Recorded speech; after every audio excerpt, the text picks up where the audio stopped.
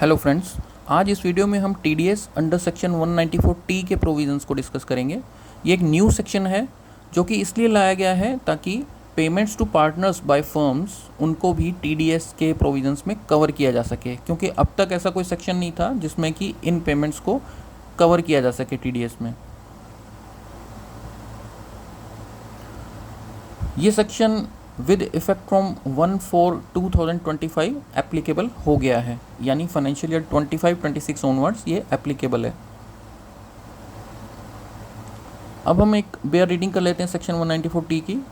Any person being a firm responsible for paying any sum in the nature of salary, remuneration, commission, bonus और interest to a partner of the firm shall at the time of credit of such sum to the account of the partner including the capital account or at the time of payment thereof, whichever is earlier, shall deduct income tax thereon at the rate of 10%, and no deduction shall be made under subsection 1 where such sum or the aggregate of such sum creditor or paid likely to be creditor or paid to the partner of the firm does not exceed 20,000 rupees during the financial year। यानी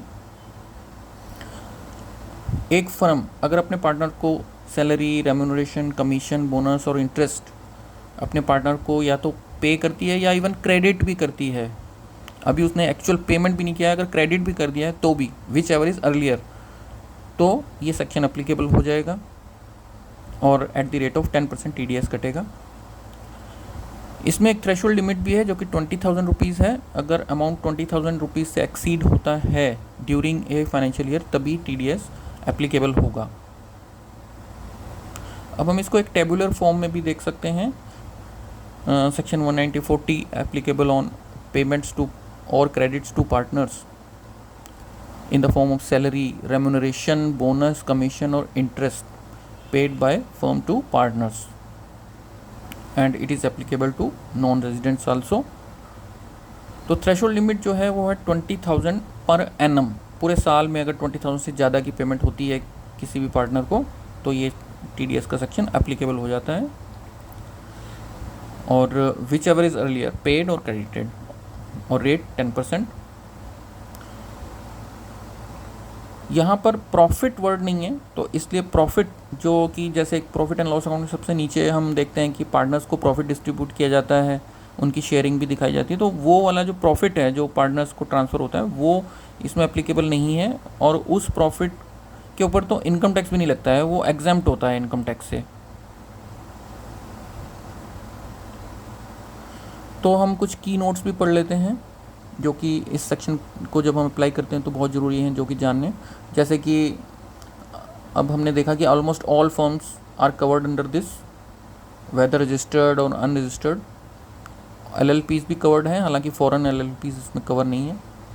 तो अब almost all firms ही cover हो ही गई हैं, तो उन सभी firms को टैन नंबर भी लेना पड़ेगा अपना, और टीडीएस की कंप्लाइंसेस भी करनी पड़ेंगी क्योंकि काफ़ी फर्म्स इसमें आ जाएंगी इस सेक्शन 194 में, क्योंकि थ्रेशोल्ड लिमिट 20,000 पर एनम की बहुत ही कम है। इसमें काफ़ी जो फर्म्स हैं वो इसमें कवर हो जाएंगी।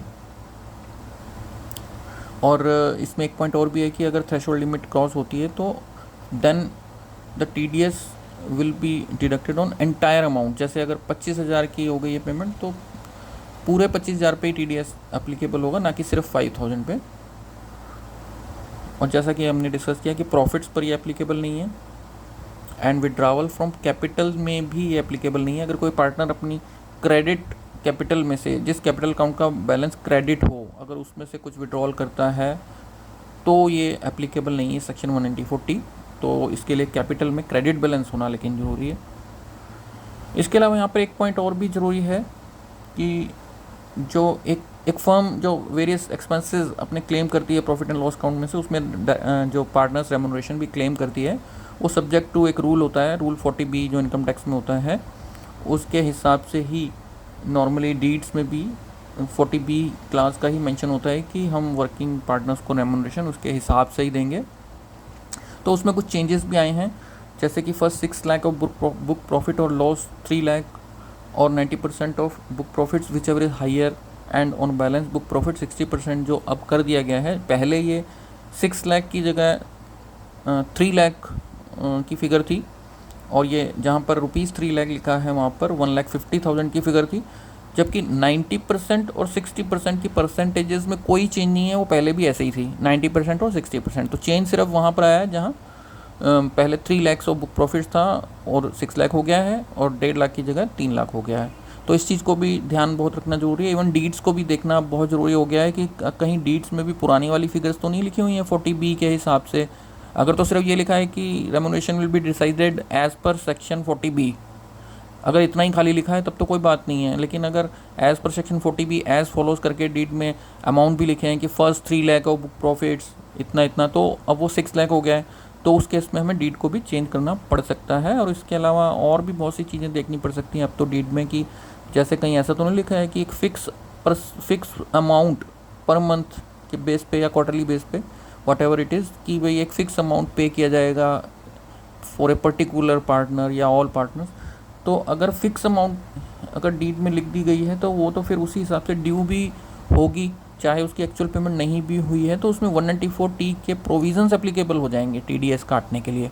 तो ये सब चीज़ें भी बहुत ध्यान रखनी अब ज़रूरी हो गई हैं। डीड्स को भी एक बार दोबारा से कंसिडर करना ज़रूरी है, क्योंकि डीड्स के हिसाब से अगर कोई चीज़ ड्यू होती चली गई, एक्रू होती चली गई, भले उसकी पेमेंट एक्चुअल नहीं भी हुई है, तो TDS के प्रोविजंस एप्लीकेबल हो चुके होंगे उस अमाउंट पे ऑन ड्यू बेसिस। इसके अलावा एक पॉइंट और भी कंसिडर किया जा सकता है यहाँ पर, कि सेक्शन 44AD क्योंकि फर्म्स के लिए एप्लीकेबल है, हालांकि वो LLPs के लिए एप्लीकेबल नहीं है, लेकिन अगर कुछ फर्में अगर उसको ऑप्ट करती हैं 44AD में, तो उसमें 40B का ज़्यादा रोल नहीं रह जाता है, क्योंकि प्रिजम्पटिव स्कीम ऑफ टैक्सेशन में कोई भी खर्चा क्लेम नहीं करता असेसी। तो अगर कोई भी खर्चा क्लेम नहीं करता तो 40B का जो एक्सपेंस है रेम्यूनरेशन ऑफ पार्टनर्स का, वो भी क्लेम नहीं होगा, इवन अलाउड है भी नहीं है वो। आफ्टर बजट 2017 से वो अलाउड भी नहीं है 40B की भी डिडक्शन और अदर एक्सपेंसेस की, क्योंकि वो प्रिजम्पटिव स्कीम है, उसमें तो टर्नओवर बेस पे टैक्स लगेगा। टर्नओवर जो भी फर्म डिक्लेयर करती है उस पर 6% या 8% वॉट एवर भी, तो वो टैक्स लगता है। तो ये यहाँ पर इस पॉइंट को भी ध्यान दिया जा सकता है। तो आई होप कि आपने सेक्शन 194T के काफ़ी प्रोविजंस को जान लिया होगा। तो आई होप कि आपको वीडियो पसंद आई होगी, तो लाइक और शेयर भी करें। Thank you.